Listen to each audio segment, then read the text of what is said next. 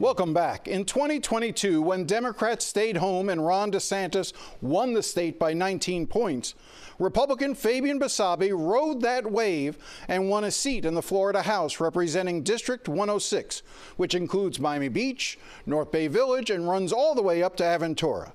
Basabe won that election by just 240 votes out of more than 52,000 cast.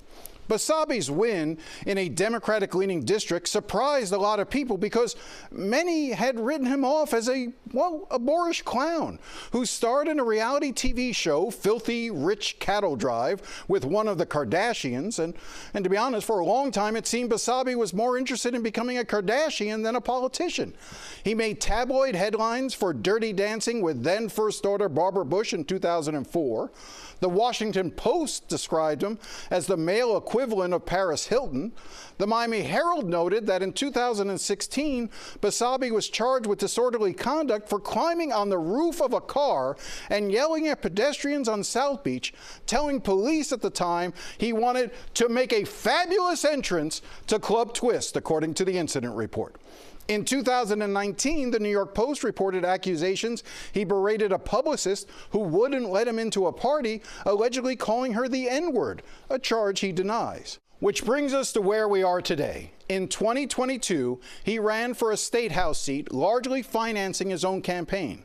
And because he was running on Miami Beach, he campaigned as a moderate who would support the gay community. But as soon as he got to Tallahassee, he voted consistently with Ron DeSantis' culture war policies, including voting to expand the so-called Don't Say Gay law. When the 6-week abortion ban was voted on in the House, he just didn't show up for the vote, opting to stay in his office at the time. But he has been also accused by 2 former male aides of sexual harassment. Basabe denied the claims, and an investigation by the House failed to find any evidence, direct or circumstantial, that he violated state policies, but noted that Basabe likely should exercise better judgment regarding observing the delicate margins between the personal and professional with his subordinates and their friends in the future. Now, those former aides are suing Basabe, which brings us to this year's election. Democrats are mounting an aggressive challenge to Basabe, and the candidate hoping to replace him is here with us now. Joe Saunders is a former member of the State House in the Orlando area from 2012 to 2014 as the policy director for Equality Florida. Joe, thank you very much for coming in. Quite an introduction, Jim. Yes. Well, you know, and so much of that has to do with the issues with Fabian Basabe, and we'll talk about those. But I want to start with what you want to do. So why are you running for this seat, and what are you hoping to do if elected? Well, with my very limited time, I just want to first thank you for inviting me to be here. This is a seat that's been sat in by some pretty iconic people in Florida politics. It's a privilege to be here with you. My name is Joe Saunders. I'm the Democrat running to represent this community, to represent Miami Beach and all the way up to Aventura, Miami-Dade's coastal communities in the Florida House of Representatives. And my career has been a 20-year career as a nonprofit executive working at the intersection of civil rights and voting rights and public health and really important issues to the community like gun safety reforms and gun violence prevention. I've been going back and forth to the Capitol for 20 years. 2 of those years was as a state lawmaker from the Orlando area, which is where I went to college. I grew up here in South Florida. And 18 have really been as an outsider, working to shift policy in a process that is opaque at best and often antagonistic to normal people. So I got off the sidelines and decided to run this year because I think that the district I live in, and I've lived in since 2018, the district that includes Miami Beach, deserves representation that matches our values, that will vote in alignment with the values of the community that we come from, and not just be a rubber stamp for manufactured culture wars instead of real bipartisan solutions to the problems we all face. So let's talk about some of those problems. Obviously, we have an insurance crisis in the state. We have an affordability crisis. Give me your thinking. Tell me, obviously, as a Democrat, there's a limited amount that you can do in the Republican legislature, but what should the state be doing? What should the legislature be doing, in your opinion? Well, let's talk about property insurance. We've just gotten through two catastrophic storms in this state, two storms that Governor Ron DeSantis said we better all knock on wood and hope don't come while the supposed reforms that we've seen in the Capitol take effect. I think that what we've seen out of the Capitol on property insurance reform, this are two special sessions in 2 different years where policy could pass. I could summarize it real quickly for you, Jim. $1 billion bailout to the reinsurance industry, limiting the access of normal people to the courts when a shady insurance company won't pay their fees, a weakening of insurance, and an absolute refusal to require a lowering or even a freezing of rate increases. What we're doing is not working, and I think what we need is real bipartisan solutions and really bold thinking. There's a bipartisan coalition of lawmakers that have stepped up to call for a big idea that deserves to be vetted in the Capitol, to strengthen citizens, to stop thinking of it and faking our state out and making folks think that it continues to be the public insurer of last resort. Maybe it should be the insurer of first resort when it comes to hurricane coverage, and that might be the kind of bold thinking that really resets this industry. All right, and there was a point I wanted to make at the outset of our discussion. I had hoped to have a debate between you and Fabian Basabe, and Fabian had initially expressed interest in wanting to debate and then finally just refused to come on. So that's why we're having you here today, because Fabian wouldn't come on and debate you, which I think is problematic. But that's his choice. I can't make him. But I wanted to give you the opportunity to have this discussion. So I want to go, though, to some of his votes, because these are some of the questions I would have asked him had he been here. So, for instance, you talk about gun safety. So one of the bills that I know that he voted for was House Bill 543, which allows for permitless carry in the state of Florida. Now in the state of Florida, you don't need a concealed weapons permit any longer. You used to. And the benefit of the concealed weapons permit program was that in addition to actually understanding who's carrying guns in a concealed manner, it also required you to take a class and go through some modest training to be able to get the permit. He voted to do away with all that. How would you have voted on that? I would have voted no.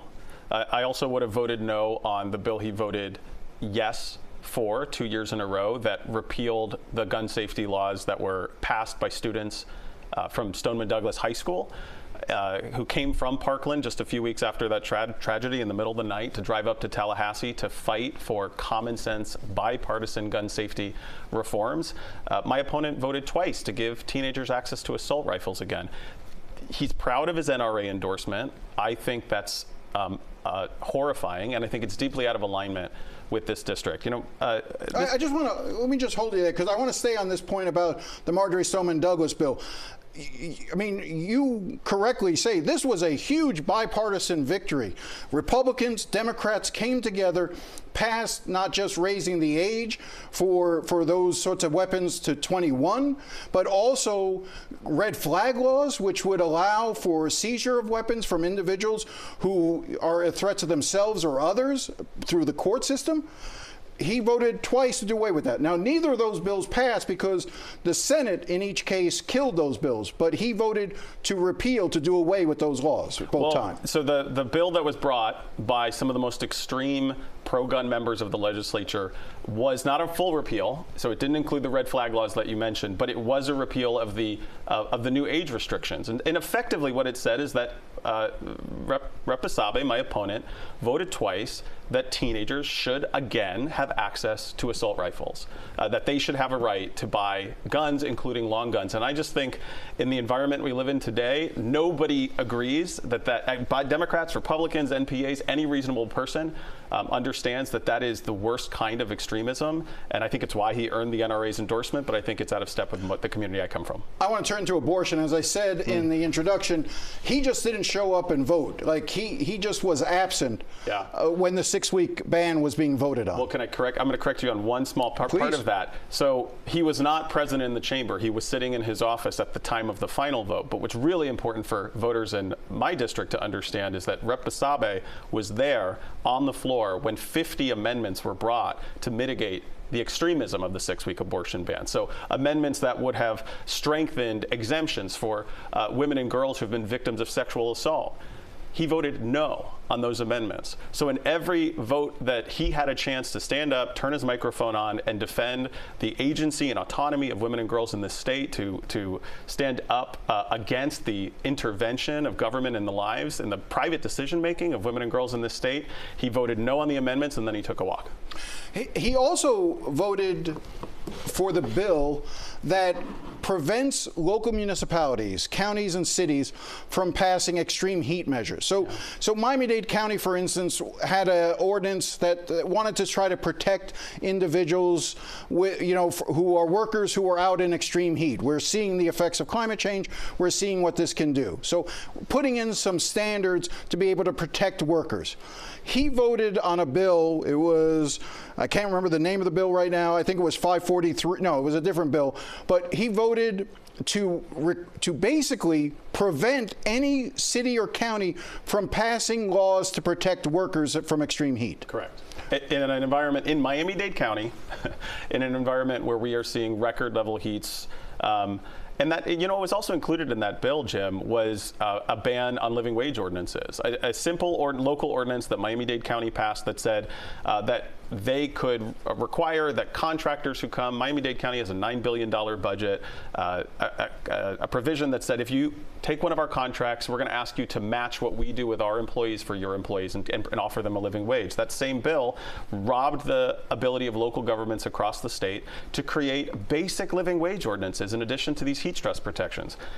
This district that I'm running for and that he represents today is home to 10 cities. These cities deserve the right to decide how they grow, how they shape, and when Tallahassee won't solve a problem and local government steps up to fill that gap, the right thing to do is to learn from them, create it at the state level, not repeal their right because a bunch of special interests and big moneyed corporations go up to Tallahassee and buy a new law.